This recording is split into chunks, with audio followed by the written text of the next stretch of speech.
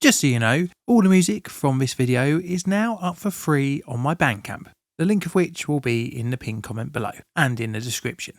It is the early evening of the 18th of July 2007, and people are scurrying around in the home time rush hour in New York City. Suddenly the hustle and bustle of the city is interrupted by a massive plume of what looks to be smoke.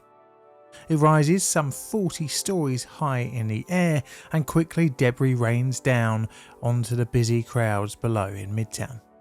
People are running away in fear, but what was the cause? Something nefarious? Being only a few years since 9/11, it could possibly be that. Or maybe an industrial accident. Well, that is what we'll be looking at today. Don't worry, we'll find out soon enough, and I can honestly say I learnt something new when researching this video. My name is John and welcome to Plainly Difficult. This video wouldn't have been possible if it wasn't for my YouTube, Patreon and Ko-fi members. If you like early access and ad-free access to the videos on this channel, you can from just £1 a month. As always, the details will be in the pinned comment below.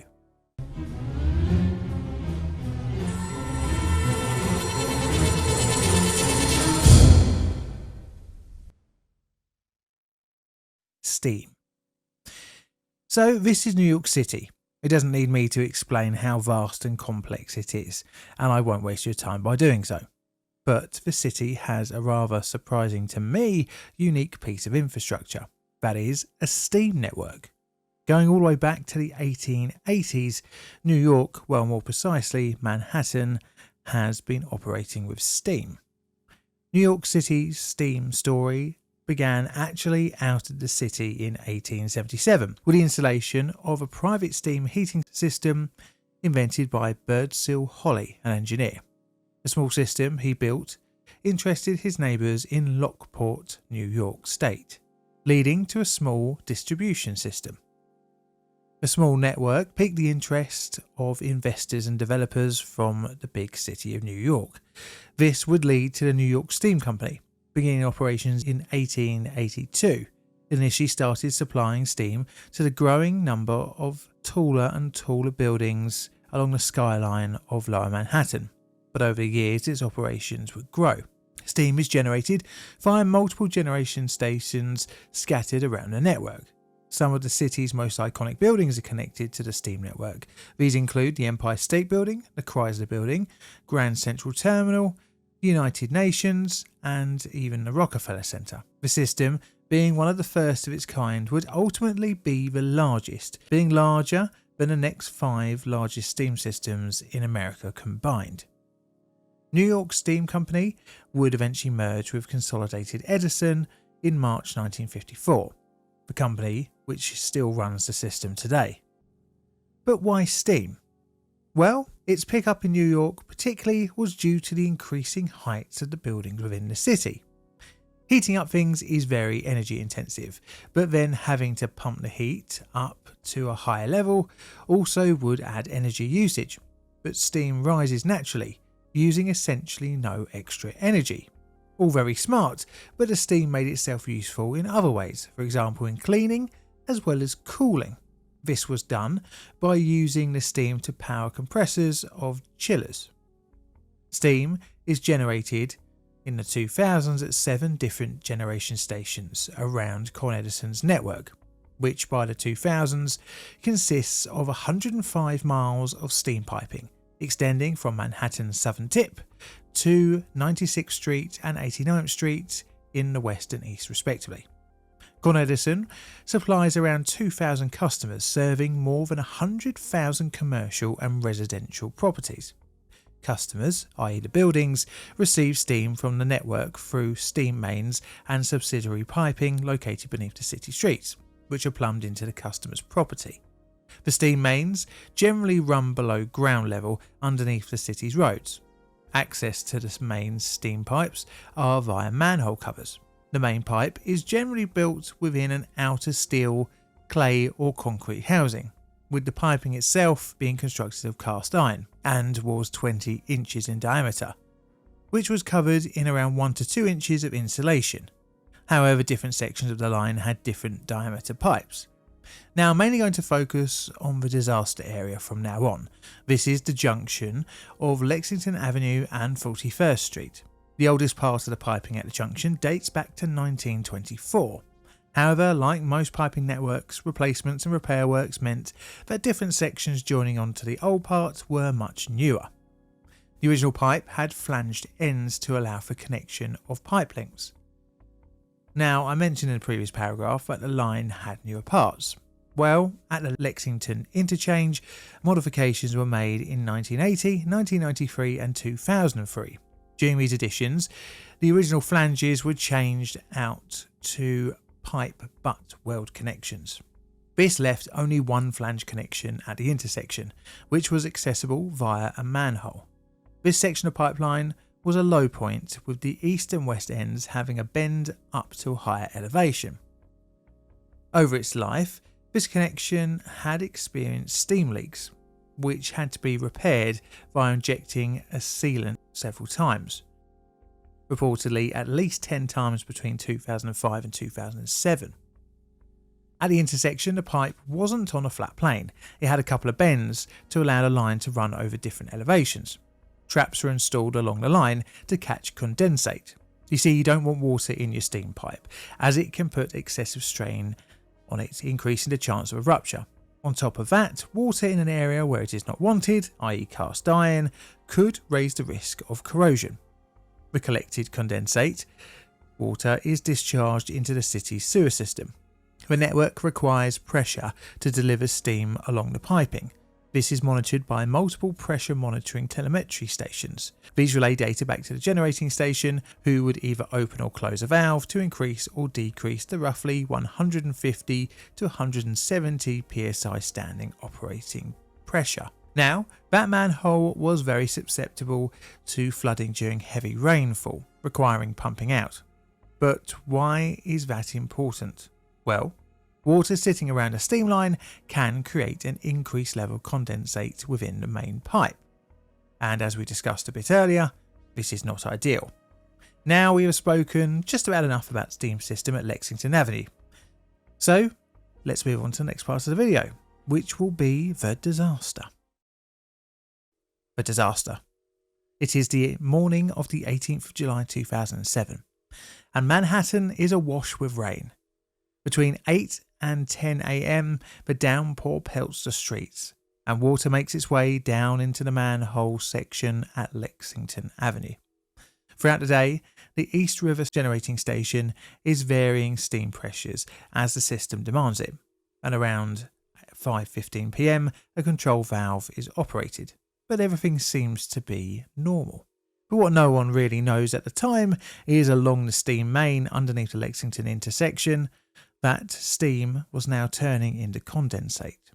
This was being caused by the drop in ambient temperature around the main due to leaking rainwater sitting around the insulated pipework. However, not all the steam condensed. As such, some voids had been created within the filling up of the main pipe. Eventually, a bubble void collapsed. As the water rushed in and crashed into itself, it created a hammer. No, not that hammer, but a water hammer. The water slammed into the bend in the steam main, causing it to rupture. At just before 6 PM, the intersection erupted into a cloud of steam, shooting road surface, mud, concrete and metal into the air. The steam, running at high pressure, reached over 300 metres or 1,000 feet into the air. A tow truck that was driving across the junction at the time was lifted 12 feet off the ground, crashing down into the now created crater. The occupant was severely burnt from the steam, which was at a temperature of over 200 degrees centigrade. He would survive, but would have to be put into an induced coma for his recovery. We really can't forget here that the cloud was not just high pressure, but burning to the touch, and any vapour that returned back down to earth was burning passers-by. Witnesses fled the eruption site, one of whom was a woman in her 50s, and as she ran, she sadly suffered a heart attack and passed away in the chaos. The plume of smoke continued to bellow out of the ground for another 2 hours. In the initial blowout, a crater of 32 by 32 feet in the middle of the street had been created. In total, 43 people would be injured, requiring hospital care. with the addition of the person who died from the heart attack. Over 200 firefighters would be called to the site, with roughly the same number of police reporting to assist. A multiple block radius was closed off to the public, stopping residents from returning home, and Con Edison, the steam network's operator, sent out an all-hands event order. This would result in extra shifts in order to try and send out as many available utility workers. You see, they didn't know, at least initially, if the steam explosion was just the start of more failures along the system. On top of that, the insulation used in the piping was a type of asbestos, which when exploded all over an area is clearly a health hazard for anyone concerned. Around 20 buildings would temporarily lose their steam connection, with others losing other utilities for even longer periods of time.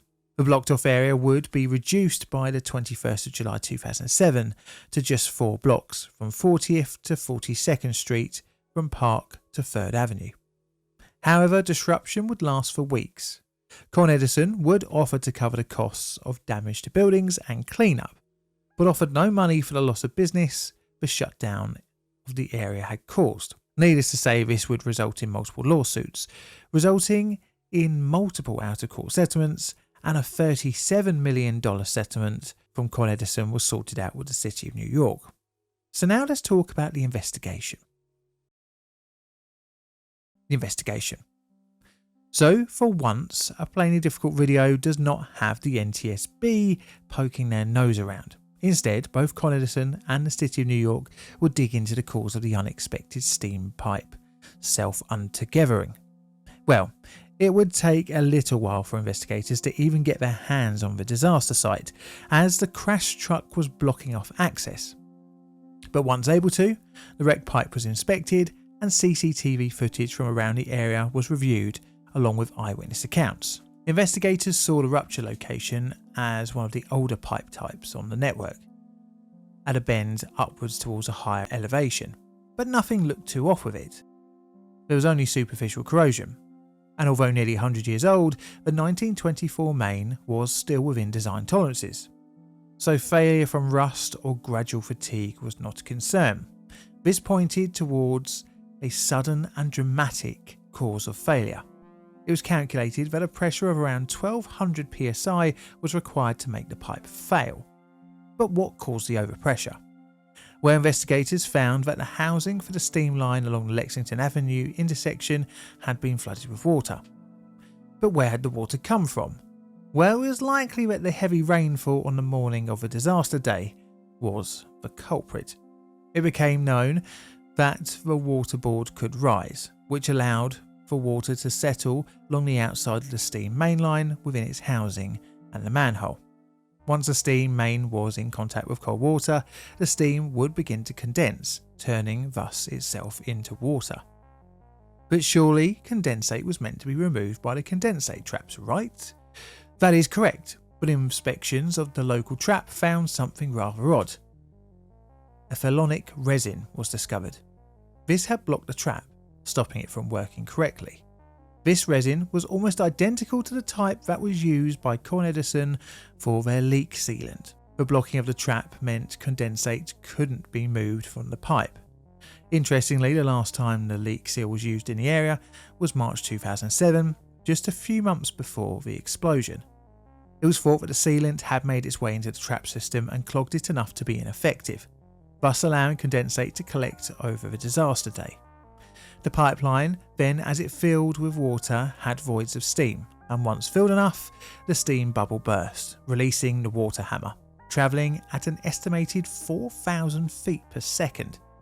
The pressure created hoop stresses on the pipe, which left only one place for the energy to go, through the now overloaded and ruptured pipe wall. The disaster would be summarised in the ABS consulting report commissioned by New York City. The cause of the steam pipe rupture that occurred on July 18, 2007 at East 41 Street and Lexington Avenue was an excessive internal pressure pulse caused by condensation-induced water hammer.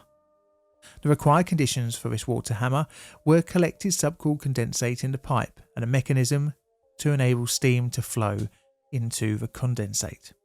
This resulting stress in the pipe from the water hammer's internal pressure and unbalanced pressure forces must exceed the strength of the pipe.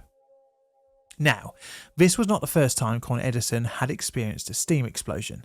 At least 12 different steam explosion events had occurred in New York City between 1987 and 2018, which maybe I'll cover in a future video, so let me know if you want me to in the comments below. Now, Con Edison had to pay out, but they also tried to blame the city for the build-up of water in the channel from water drainage and sewer drainage. But ultimately the failure was the lack of maintenance of those very important condensate traps. Well, that's my video on the 2007 New York City steam explosion. It's going to be scale time. It's going to be a 3, but with injuries you could also call it a 4. And this is what I've got for my root cause analysis card. Do you agree? Let me know in the comments below. This is a Plain Default production. All videos on the channel are Creative Commons Attribution Share Alike licensed. Plain Default videos produced by me, John, in a currently quite cold corner of southern London, UK. And all that's left to say is thank you very much for watching, and Mr. Music, can you play us out please?